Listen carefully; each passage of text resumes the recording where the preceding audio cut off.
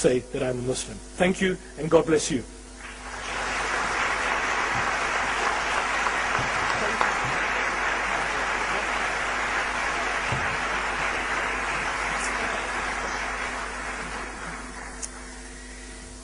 Thank you, John, and thank you, Yusuf. We're going to take a 5-minute break, just a 5-minute break, and then when we come back, let me tell you what we're going to be doing. 2 things. First of all, Larry King style, David Seckham is going to be asking John and Yusuf some questions, and we'll have them seated here on some bar stools, and they'll be answering his questions, and we'll spend 20-25 minutes doing that.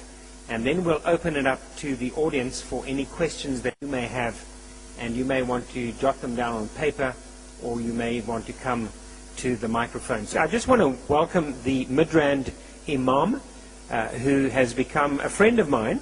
So I want to welcome Imam Abdul Razak and just ask him to stand. Just give him a warm welcome. It's lovely to have him with us. Thank you, my brother. I'm going to hand over to David. David's going to be asking some questions from Yusuf and from John. I'm going to give them 30 minutes, so it's 8:05, and at 9:25, I'm going to call an end, and then we're going to pick up some questions. We've already received quite a number of questions, and there will also be questions from the floor, but over to David, who will be asking both our speakers some. Thank you, Martin. Larry King. In person.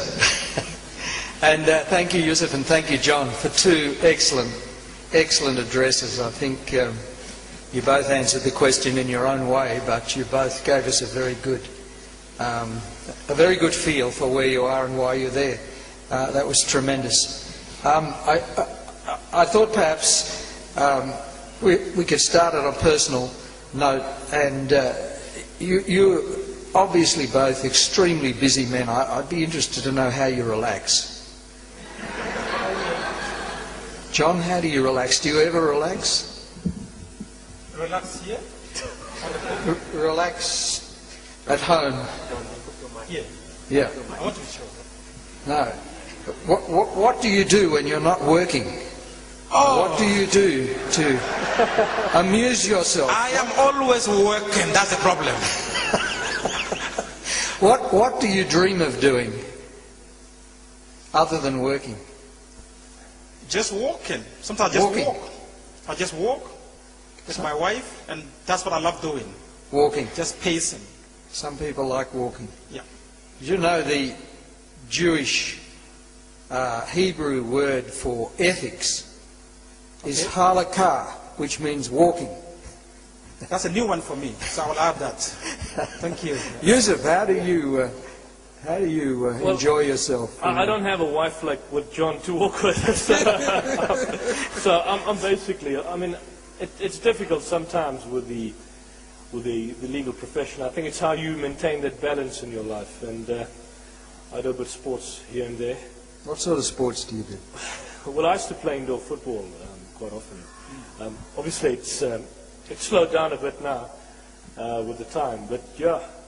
And I think sometimes it depends on the work. Sometimes work can be fun as well. Work can be play. So it depends what you make up of the day-to-day activities. I thought you enjoy lecturing. No, I'll drink to that. My wife is always trying to make me stop working, and she doesn't realise how much I enjoy working. Now, make sure you speak. I was just told to make sure you speak closely into the microphone.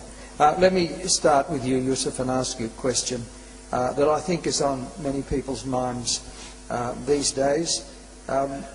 Jihad, what does it mean? What is a Muslim's obligation? Explain that to us, please. Okay. I think it's interesting that you raised that question, and I'm glad you raised it in accordance with the discussion, because there certainly is a misconception and a misunderstanding surrounding the word jihad. Now, firstly, people or the Western media would translate it as holy war.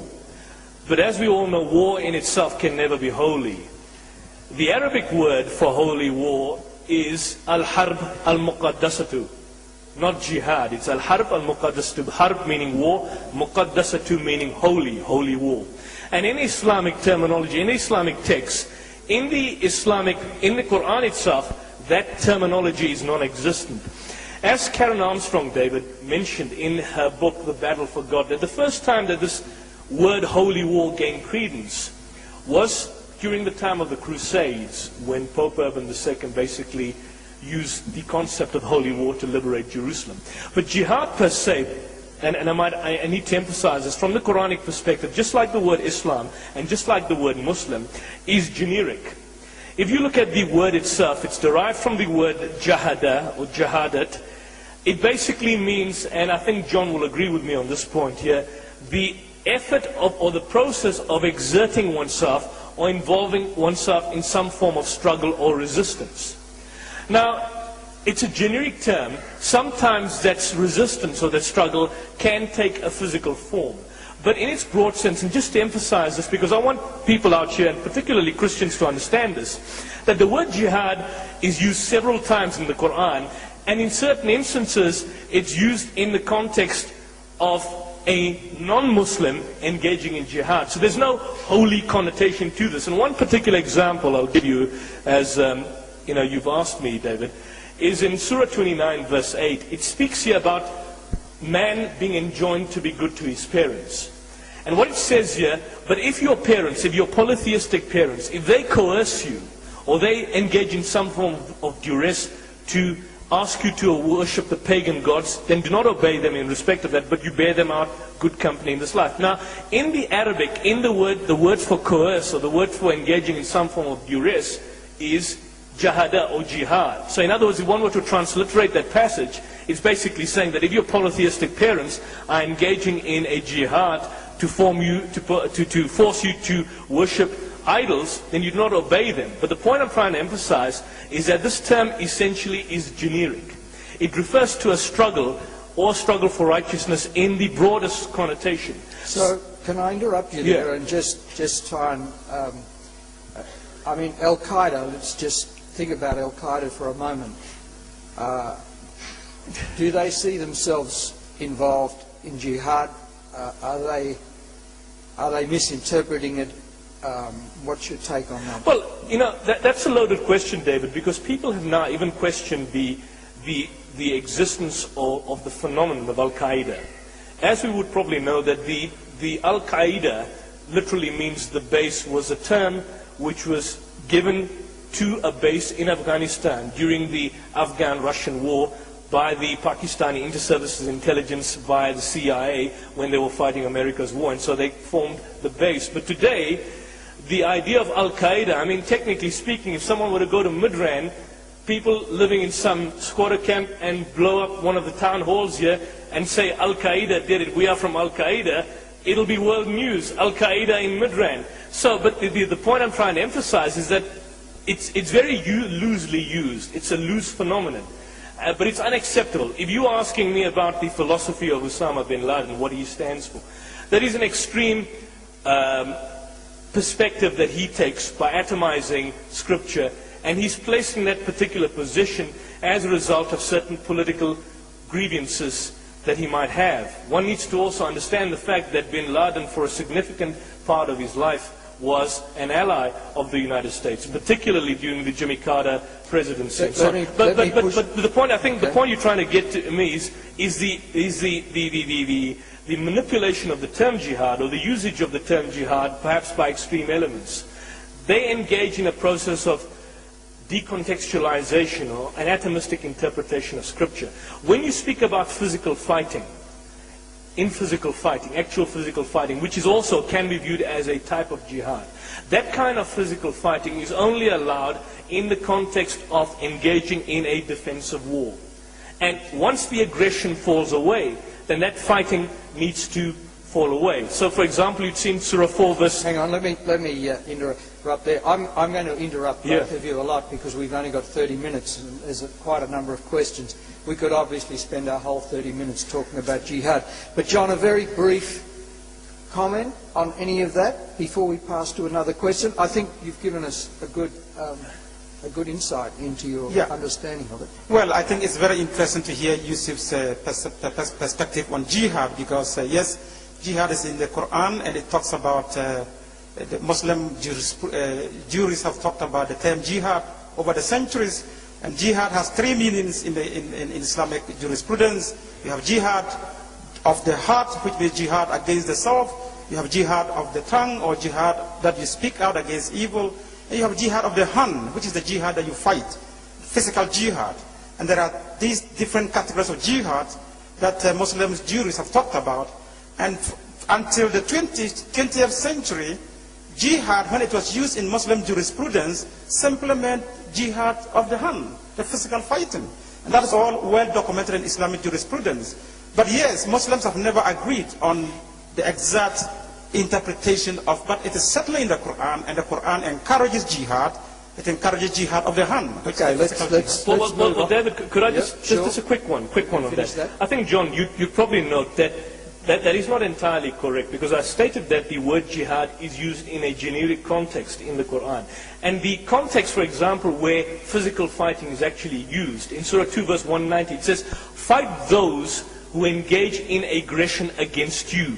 But once they cease from their hostilities, then you are to cease as well. Then it says in Surah 4 verse 75, why should you not fight in the cause of men, women and children whose plea is liberate us from these oppressors? So in the context that fighting for the sake of fighting is never allowed in Islam, actual physical fighting can only be engaged in the context of a defensive war. In fact, there's not a single passage in the Quran which speaks about physical fighting outside the context of a defensive war. Unless, of course, you atomize it and you want to take it out of context. But, of course, we can, and I'm interested in seeing during the question and answer session how we Okay. can unpack this more. That may come up again. I'm going to sort of dance around a little bit and try and cover as much ground as we possibly can.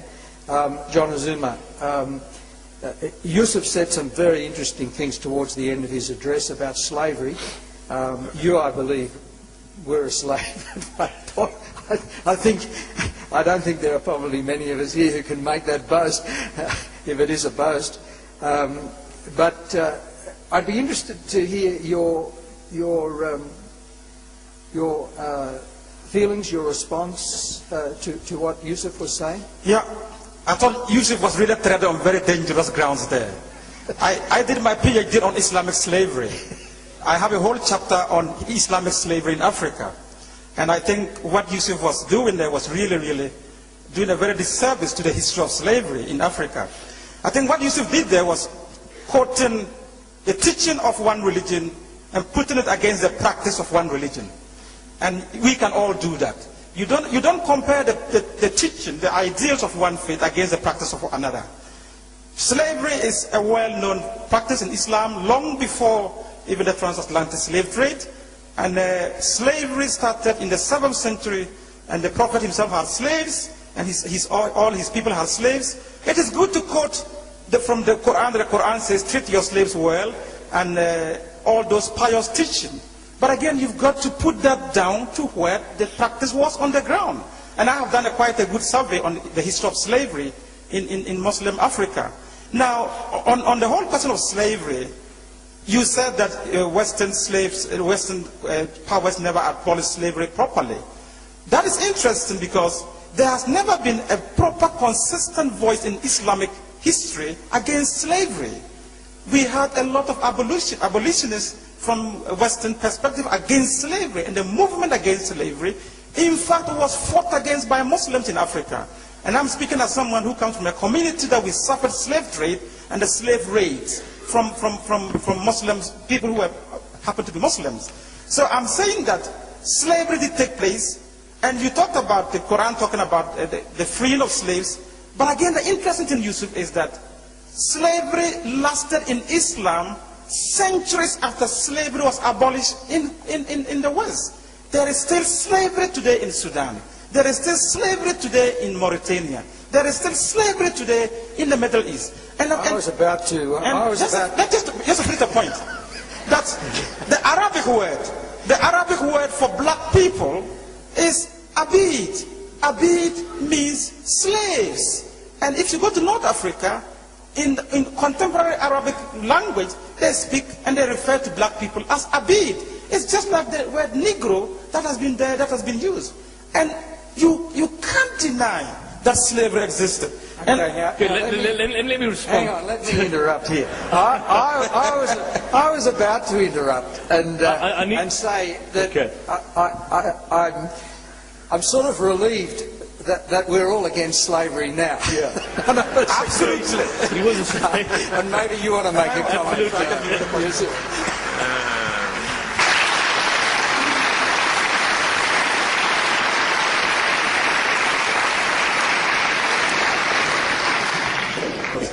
I think one thing we need to understand, David, is that I appealed to the audience.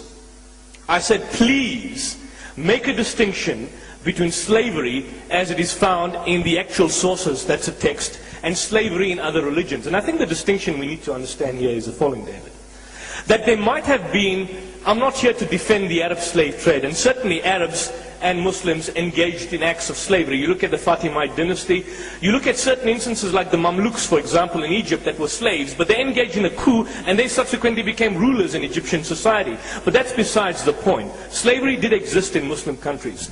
The point I was trying to emphasize is that look at the distinction of slavery as an institutionalized practice in Scripture. And the point I was trying to emphasize is that in Scripture, slavery is institutionalized in the Judeo-Christian tradition. It does not exist in the Islamic tradition. And the example I wanted to give, but because of lack of time, was the following quotation, for example. If you were to look at the Levitical laws in Exodus 21, verse 5 to 6, it says, "And if the servant shall plainly say, I love my master, my wife, and my children, I will not guard free, then his master shall bring him to the judges. He shall also bring him to the door, unto the doorpost, and his master shall bore his ear through with an awl, and he shall serve him forever." Leviticus 25:44, "But thy slaves and slave girls which thou shalt have shall be of the heathen, and thou about you. And as for the male and female slaves which you have, it is from the nations around you that you may acquire male and female slaves." Luke 12:47, "And that servant which knew not his Lord's will, and prepared not himself, shall be beaten with stripes."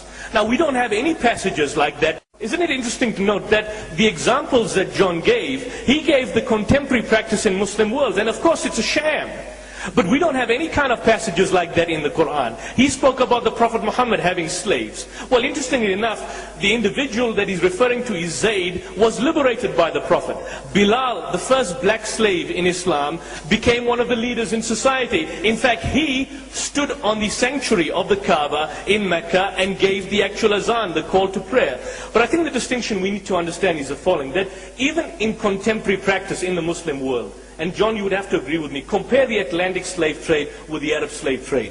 If one comparison. No, just a second. You've asked me a question. One second, and I'll come back to you. The distinction is the following. The distinction is the following, is that you have clear-cut passages in the Quran, as I've spoken, which call for the ransom and the liberation of slaves. You don't have passages like that in the Bible, or indeed in the New Testament. Slavery was an existing practice during Arabia. It never evolved or developed in Arabia. It was in practice in Arabia. And what the Prophet Muhammad did was, he incorporated and inculcated practices which would lead eventually, or hopefully, to the elimination of slavery. And one of the examples was to marry the slave woman, because by marrying her, she becomes a free woman. Has that ever happened in Christianity? Is that in the Bible, John? You've made the point very well. Let me John, respond. a quick response, and we'll leave this one. Let me just say this, that again, Yusuf is, you say you're a scholar, and I really respect you for that, but you've got, look at your front there. Anyway, but the point is that if you're talking about slavery, whether it's in the Bible or not, that's what I've told you. You can easily quote the pious text from the Quran. The Quran says this, the Quran says that about slavery. What I'm saying is that slavery did exist in Muslim communities from the 7th century to the present century. What has happened to those teachings, if they exist at all? So my point is that it's not necessary to quote what pious teaching says. I am saying, let's look at the practice. But it's the Quran, that's what the Quran says. No. That's comfortable, because that's what you are fine with. But I mean, that's a source, John. That's a source from which we get. But so you are saying all these Muslims who owned slaves were not good Muslims? Of course. Wow, then the Prophet himself was not a good Muslim. He No, he hang on. owned more than one slave. No, hang He on. owned more Okay, than- I think If you look at it, show me proof. Where's I the think evidence? it's time to break Where's the this evidence one up. of that, John? I wanted to say something. John, where's the evidence? Let's The stop point at I'm this trying point to give you an on this example one. here. Let me have the final word Okay. and say that I think you've made some very interesting points, both of you, and I think you've made a very clear distinction between the sources and the practice, and we certainly would all be agreeing. I think that both Muslims and Christians have got nothing to hold their head up about this, but we really do need to go back and study our source documents and their meaning.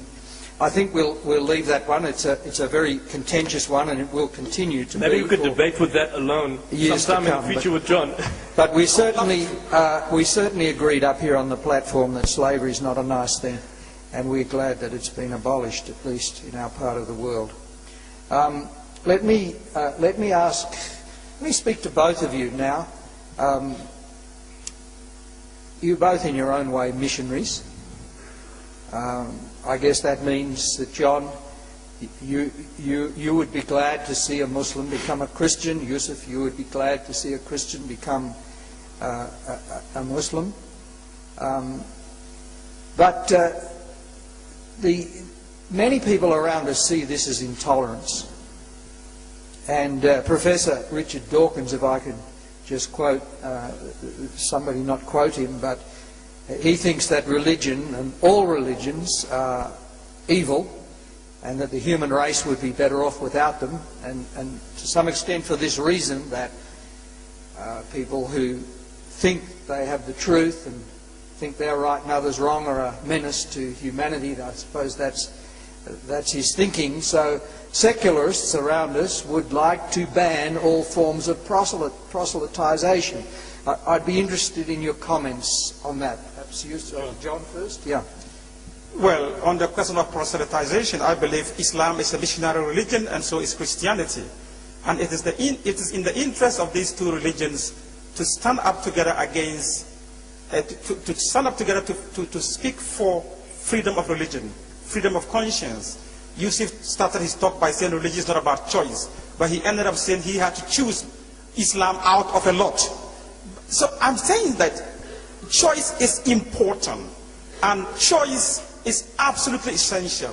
My plea with my Muslim friends is that this whole question of apostasy in Islam needs to be looked at, because if you are a religion that is a missionary religion, you can't turn around and criminalize conversion. Because if you criminalize conversion, you are cutting your nose to spite your face.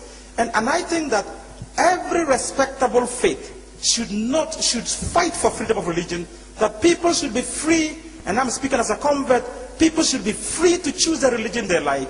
Muslims should be free to choose Christianity, and Christians should be free to choose Islam. If you don't do that, you turn that religion into a maximum security prison. And no respectable faith wants to be a maximum security prison. So I want to hear from Yusuf's point of view, his view, clear view. I know Yusuf is a very good dancer around questions now, but I want to hear his very clear view on apostasy. Okay. Is it good? Because Islamic law says if you convert to Islam, you should be killed. Do you agree with that law? Absolutely. That doesn't say that. That's the point, John. In fact, again, this goes... Islamic law. No. I think we need to come to that, John. Listen, that was not the question you asked, but I'll deal with him. John, the point I'm trying to emphasize here, and he raised the issue about apostasy, for example, as one example. The punishment of the apostate to be killed and murdered and put to death was where? Where did it come from? This is again part and parcel of the Judeo-Christian tradition. It's in the book of Deuteronomy, it's in the book of Leviticus, and Jesus, we are told, would in principle uphold those particular laws. Now, the penalty for apostasy in Islam is not death, because there's no indication of death from the Quran. I've got the Quran here and I'll read it from you. A widely prevailing misunderstanding. For example, look at the Quranic verse and you tell me what it says here. It says here in Surah 2 verse 217. And you haven't quoted scripture, but you made these comments, John. It says, and whoever of you turns back from his religion, like yourself, then he dies while an unbeliever in the natural sense. These it is whose works go for nothing in this world and the hereafter. But it doesn't speak about him being put to death. Another verse, if you look at Surah 5 verse 54, it says, "O you who believe, should any of you turn back from his religion, then God will bring a people whom he loves and who loves him." In Surah 3 verse 90, it says, "Those who disbelieve after their believing and then increase in their disbelief, their repentance is not accepted, and these are they that go astray." In another passage of the Quran, you'd see, for example, the Quranic verse would say, "Let those who believe, believe, and let those who disbelieve, disbelieve." But nowhere is there any indication in the Quranic text, or even in the prophetic traditions, where apostasy was punishable by death. And I'm surprised, John, as a scholar, let me just point this out to you. I need to conclude on this important point, because I never answered your question, David. He changed the question. The question was about apostasy, and my argument again is apostasy is punishable by death in the Judeo-Christian tradition. It's not punishable by death in the Quran.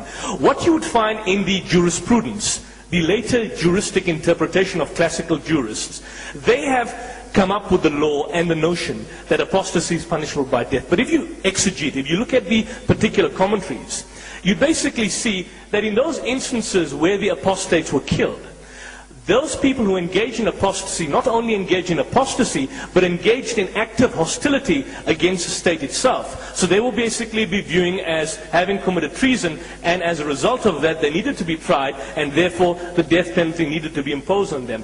But just simply changing your religion, if the Quran says, "Let there be no compulsion in religion, for truth stands out distinct from falsehood," then what sense does it make to basically go and kill the apostate? Rather, that's a principle that you'd find in Leviticus. It says the prophet or the dreamer of dreams, you kill him. Or the person who changes his faith, stone him to death. That's in the book of Leviticus. As I hear, you're agreeing with John. Well, I agree with John. In relation to this question not entirely. John is saying, John's argument is apostasy is punishable by death in Islam. And I'm saying our Islam is the Quran. Show me a particular passage in the Quran where it says that apostasy is... Rather, it even speaks, David, about another instance about Jews who are preparing to accept... In fact, I might just read this verse quickly. It says in Surah 3 verse 72, it speaks about a plan of Jews who want to adopt Islam in the morning and then desert it, thus creating the impression that Islam is a false religion. Now, the point is that if apostasy was punishable by death in accordance with Islam, then that idea of converting to Islam and then apostatizing won't basically occur, because they would be afraid of the consequences, which would be death. So the point is, the Quran nowhere prescribes death as a punishment for apostasy. I agree the with you. prophetic traditions say no. It's later classical jurisprudence, and those jurists have even looked at the Judeo-Christian tradition, and they've developed their corpus of now you jurisprudence. said that, John. I agree with you. The Quran nowhere, and I've studied in my book, that the Quran nowhere says the apostates should be killed. But we've got 4 Orthodox Islamic schools of law. We've got the Maliki, we've got the Shiafi, we've got the Hanbalite, and we've got the Hanafi schools of law. These are the 4 schools of law, and all the 4 schools of law agree that the apostates should be killed. Okay. So you are telling me that you understand the Quran better than all the Hang on. Jews. He's made Hang on. I'm the chairman here. David, I'm in charge. I think let me respond to that. He speaks about the 4 schools of law, and I think it's important that I read. Let's work out what we can be agreed on. But I think just to conclude on that point, it sounds to me as though we are both arguing for freedom of conscience. Yeah, absolutely. So we're happy about that. But could I just clarify the point without necessarily criticizing him? He speaks about the 4 schools of law. Now, the 4 schools of law, let me just point this out to you, and this boils down to the issue of the Sharia. Sharia literally means the open way to the watering hole. It's an essential guideline, the ethical precepts. The 4 schools of law will fall amongst several schools of law, and only 4 have survived. Can I interrupt you on that? Yeah. Because somebody asked me a question today about Sharia. Yeah. They said, what's Sharia? Okay. Is that from the Quran? Okay. And perhaps you could just explain that. Well, look, the word Sharia, and also to tie up with what John stated, the word Sharia literally means the opening way. And in a sense, it's the ethical absolutes, truth, morality, justice, which cannot be changed. They are fixed. But within Sharia, there is a principle of dynamism called ijtihad. Again, from the word jihad, struggle. And that principle of ijtihad is a reasoned and sustained struggle within the individual to develop the law in accordance with the time and particular context, like legislation. Legislation would change in accordance with this particular context. What happened in Islamic history was, to a certain extent, tragic, is that you had a particular situation where these four schools of thought, the Maliki, the Shafi, the Hanbali, and the Hanafi law, these were the four different scholars amongst many. And what they did was that they developed the law and interpreted the fundamental passages of the Quran and the Sunnah in accordance with their time and their particular epoch. And they developed this body of corpus called jurisprudence, which you would call fiqh. That corpus of jurisprudence is not meant to be eternal. It's not static, but it's meant to be flexible and dynamically changing. But within Muslim history, what had happened was that over a period of time, the Muslim scholars introduced a principle called taqleed, which is simply to blindly follow, to accept the four schools of thought. And what happens in today's society is that when people speak about imposing the Sharia in 21st century society, the contradictions that were inherent in the formulation of the jurisprudence come to the fore. So, for example, you'd find the penalty of apostasy being the capital punishment. That's in the jurisprudence, but it's like John David. It's like a Christian commentator or Christian jurist were to develop a particular law, and that law is being viewed as a source. So that law, that fiqh, that jurisprudence has become truncated. It's a corpus, it's a body of jurisprudence, but the principles of the Sharia is dynamic and flexible and ever-changing. So Sharia could be Well, revised for 21st century. Well, I would say using the Quran and the Sunnah as your eternal, the absolute reference frame. Comment from you on that? Well, that is what I'm calling for. I know a lot of Muslim scholars, especially African Muslim scholars, who are calling for a reinterpretation of the Sharia. And I'm all for it, and that's what I'm asking you to say. Yeah. Because I know that, as you rightly said, classical interpretation and codification of the Sharia has been fossilized. And Muslims, the whole gate of ijtihad was shut. And now, as you said, the whole idea of taqleed, imitation, blind following became the norm. But the point is that, John, just a minute, let me finish. When you were talking, I didn't interrupt you. The point is that when you look at even South African Muslims, a very good friend, South African Muslim of mine is Farid Isaac and Ibrahim Musa. These people are speaking against Sharia openly because, first of all, they acknowledge that there are problems, and then they are calling for reinterpretation. And I'm saying that as a scholar of Islam, if you agree that there's a problem, then it is halfway the solution. But if we sit here and all we are doing is denying, oh, everything's perfect, and you start quoting the Quran, and you know that many eminent Muslim scholars have quoted the Quran and used it differently. So I'm saying that let us call for freedom of conscience, and I just wanted you to do that, which you've done. But I think, David, I need to clarify one point. Sorry, we've only got a couple of minutes left. One point, David. Don't. I need to, because he's made all a of loaded these discussions inevitably. I think just one line, in one line, David. I think what he's talking about reinterpretation of Sharia. I think what we need to look is the re-evolution of fiqh, jurisprudence, developing a new corpus based on the absolute reference frame. Now, if you're saying that the reference frame doesn't exist, ethics, morality is in the Quran. I've given you your one line. Find it in the Bible. Find it in the Old Testament. Gentlemen. We've only got a few minutes to go, so we've got enough time really just to perhaps reflect on one last question. Yusuf, your presentation, particularly at the end when you talked about why you're a Muslim, was very compelling in a way, and it seemed to me that it really all let me put it this way. You explained the idea of Islam to us, submission, surrender. And of course the idea of submission to God, surrender to God, is something that is very close to a Christian's understanding and heart. So we would both see ourselves as people who are seeking to be submissive to the will of God. So then comes the question, what is the will of God? And then it seems to me to sheet back to our original sources. So you're going back to the Quran, John is going back to the Bible. In a sense, we would have to say, given the way in which you presented your case, John, that you are going back to Jesus and accepting him as the one who speaks for God. Yusuf is going back to Muhammad accepting him as the one who speaks for God. So could I just have a short comment from each of you on what then do you see as Muhammad's qualifications? On what basis do you say, yes, Muhammad spoke for God? On what basis do you say, no, Jesus spoke for God? Okay. You want to deal with it now? This time I want Yusuf to go first.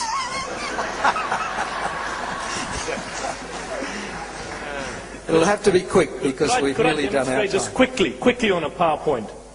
Quickly on a PowerPoint. Look, I think it boils down to the issue of, revelation. And that's what you're asking. How do we determine whether something is revelation, something which is revealed? And I think one of the distinctions we need to make here is that the biblical narration, by and large, are narrative. In other words, you don't find passages which would give you an indication in a broad sense that this is God speaking.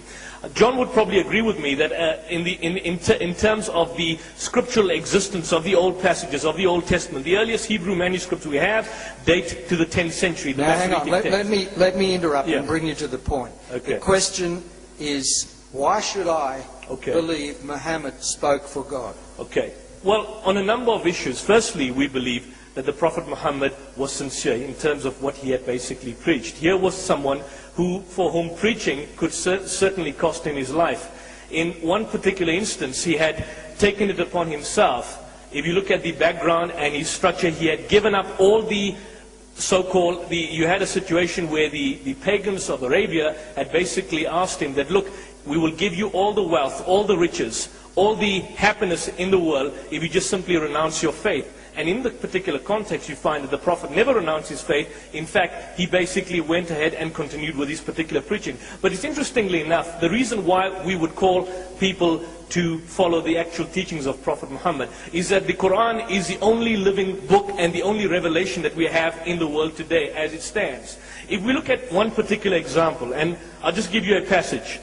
The normal Islamic tradition would tell us that the Prophet Muhammad was 40 years old and he went to meditate in the cave. And suddenly we would find the example in terms of which the Archangel Gabriel would come to him and tell him to read, to proclaim, to recite. The Prophet Muhammad said, I cannot read, I am illiterate. The angel says again, recite. Prophet says, I cannot.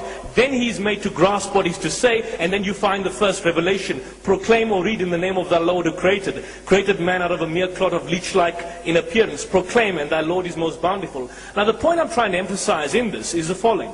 That all that narration, all that narrative, all that style about the Prophet Muhammad going to the cave, the angel coming to him, the angel commanding him to read, is not there. For example, the Prophet Muhammad says, when the angel commands him to read, the Prophet Muhammad says, I cannot read, I am not learned. That particular passage of I cannot read, I am not learned, does not find itself in the Quran. It's because of the fact that that was his own words. And so what we would find is that throughout the Quranic text, even if one does not accept it as a word of God, one would have to concede on this point in principle, is that the stylistic rendering is as if God is speaking. For example, you'd see the book, they'd ask thee concerning wine and gambling. Comes the commandment, say, in them is great sin and some profit for men, but the sin is greater than the profit. Or they ask thee, O Muhammad, concerning the new moons. Say, they are but signs to mark fixed periods of time. They ask thee concerning the nature of the soul. Say, the soul is by the command of my Lord. So what we would find is that in contradistinction to the biblical text, we don't have the once upon a time style narration. You'd find in Genesis 1:1, in the beginning, once upon a time, God created the heavens and the earth. That stylistic rendering is not there in the Quran. It is as if God himself is speaking directly to the Prophet. And even if you do not accept that premise, you would have to concede on reading the text itself, is that, well, this sounds like God is speaking to Muhammad here, even though you don't accept that. Thank you, Yusuf. Thank you for that answer. That's clear. I think you've made the point very clearly. Yeah. And I'm conscious of the man behind me who's about to cut me off the screen or whatever he does. John, a word about Jesus? Yeah, I would just want to reiterate what I said, that for me, Jesus himself has made it abundantly clear that he was from the Father, he is the Son, he and the Father are one, and he is speaking of what he has seen and what he has been through. Now, Yusuf made a particular statement during his presentation that the New Testament were written 70 years, 60 years after Jesus, the earliest mantra composed by one single guy who never met Jesus in person. Now, the question is, whose evidence should we take? Is it those who walked with Jesus, those who lived with him and wrote their testimony down? Or someone who appeared 700 years later and says something about Jesus? And that is for me, that's the evidence out there. Yusuf started his presentation by talking about religion. Now, hang on. Let me David, on interrupt you. I don't want you to interact with Yusuf at this point. I just want you to tell me why you believe Jesus should be believed. Yeah, what I'm saying is that I have had 40 minutes to make that case. And I think I have made that case and I have rested that case. What I'm a bit frustrated about is that Yusuf spent about 35 minutes telling us why he is not. And for me, that again tells me we want to know why you are. Yeah. I spent 40 minutes talking about why I am, why I believe. You spent 35 minutes talking about why you are not. But John, hold on a second. Maybe there's something Okay. that you have. Okay, hold on, John. Let's call it a halt there. I think both these gentlemen will have a 5-minute right of reply at the end when we wind things up. But I think now it's time for the audience themselves to interject some questions.